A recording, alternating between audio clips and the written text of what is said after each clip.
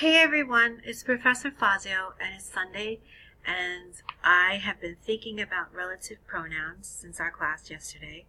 So I thought I'd make this little video to make sure that this piece of information was clear. Relative pronouns introduce relative adjectival clauses, and like all adjectives provide supplemental information. You could remove the adjective from that sentence and it would not take away or distract from the overall message. That's what adjectives do. They provide extra information.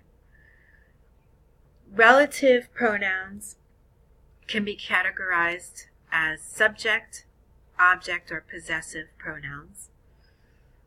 And these are the relative pronouns in an easier way, I think, to remember them with this graphic designer here. Who, whom, whose, that, and which are our relative pronouns. I want to also refresh your memory about the specific components of a complete sentence, the subject, verb, object, and this little puzzle piece, Easter bunny, is meant to convey the idea that each piece of the puzzle needs to be formed a particular way in order to link together to convey a complete idea. So I think in order to continue our discussion, we need to talk a little bit about direct object versus indirect object.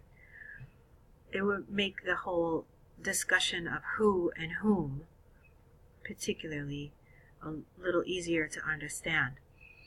One rule: a sentence must have a direct object in order to have an indirect object. Well, what does that mean? Let's take a look. In this example, Jaime passed Carlo the football. Football is a direct object because it receives the action of the verb. What is the verb? Passed. What was passed? The football. Carlo is the indirect object because he receives the direct object. Jaime passed Carlo the football.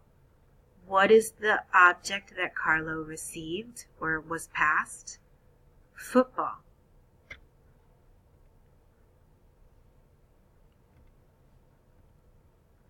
I could shift things around a little bit so that the direct object is closer to the verb.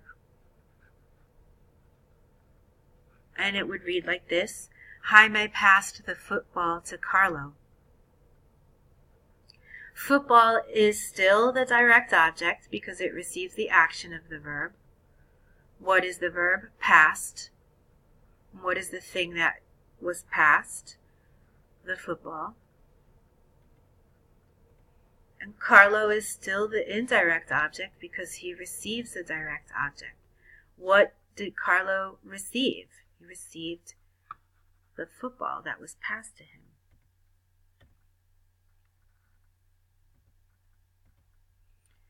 So if I wanted to add a relative clause in here using a relative pronoun,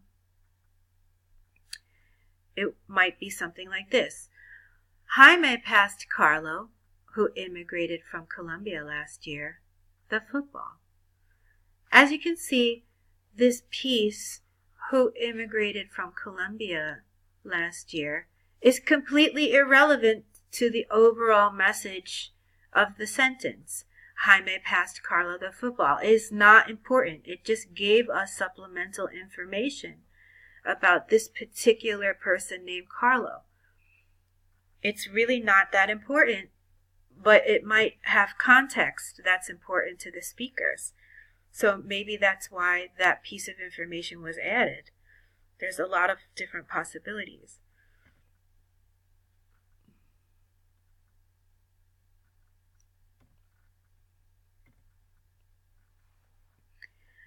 Again, football is a direct object because it receives the action of the verb, which is past. And Carlo is the indirect object because he receives the direct object. And in this situation, this phrase doesn't replace Carlo, but it adds in supplemental information. The next sentence might be, if I were in the middle of a conversation, Carlo? What Carlo are you talking about? Oh, he who immigrated from Colombia last year. Oh, yeah, okay, now I remember. So I don't know what the context might be, but this piece of information here is supplemental. I could take it out, and the message, Jaime passed Carlo the ball, is still the same.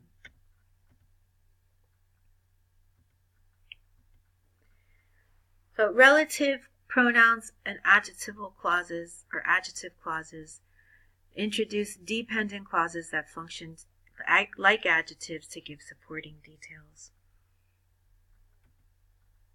Again, let me remind you what our relative pronouns are.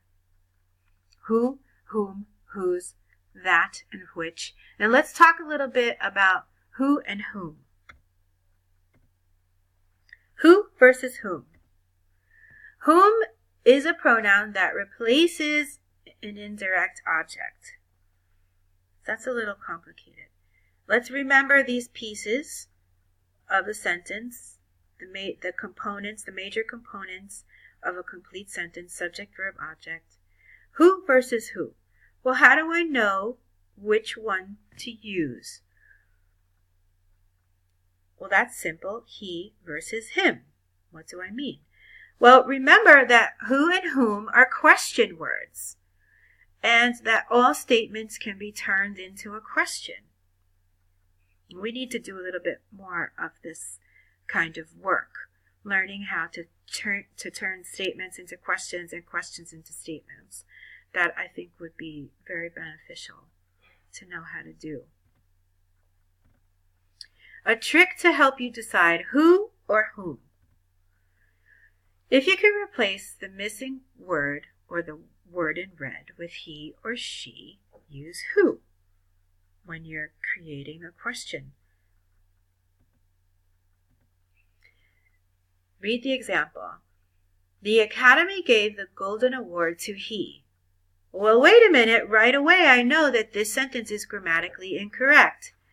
This was the blank place, and in this blank place, I put the word he, and now the sentence is incorrect. Sad face. Let's see if we can fix it.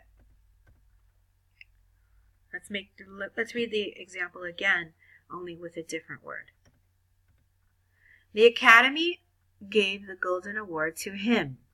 Yay, this is grammatically correct, and this makes me happy. The Academy gave the Golden Award to him. As you can see, we have the correct pronoun form in the object location, and everything is going in the right direction.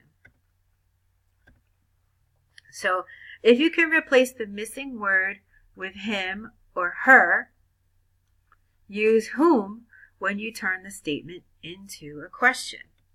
What do I mean by that? When you turn the sentence or the statement into a question, it will read, to whom did the Academy give the Golden Award? And we already know the answer to that. That's him. And him is the object. So this whole idea of object is very important. And if you're wondering, let's take a look at this sentence for a minute and see if we can pick the different parts, the direct and the indirect object. So the direct object receives the action of the verb. So what did the Academy give? Award or Golden Award. So the Golden Award is the direct object. And the rule before was that the indirect object received the direct object.